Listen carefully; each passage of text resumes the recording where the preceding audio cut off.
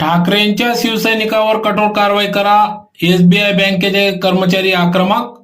धुळ्यातील SBI बँकेत झालेल्या शिवसेनेच्या राड्या प्रकरणी धुळे शहरातील देवपूर भागात असलेल्या एसबीआय बँकेचे कर्मचारी आता चांगलेच आक्रमक झाले असून मराठी महिलेशी असभ्य वर्तन केल्याच्या रागातून धुळ्यातील उबाटा शिवसैनिकांनी बँकेच्या अधिकाऱ्याच्या कानशिलात लगावली.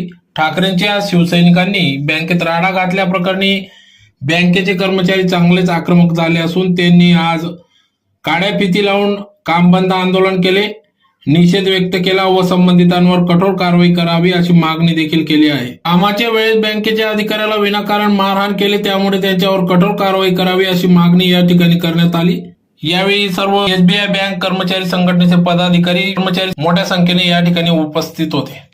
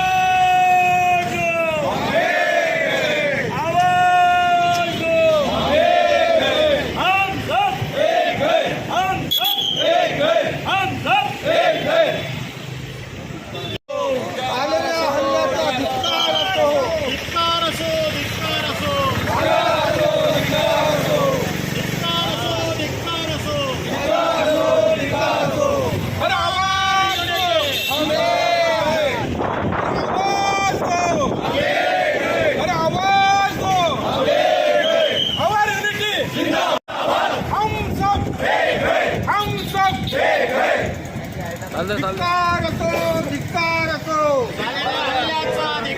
असो, अरे धिक्कार असो, धिक्कार असो, अरे धिक्कार असो.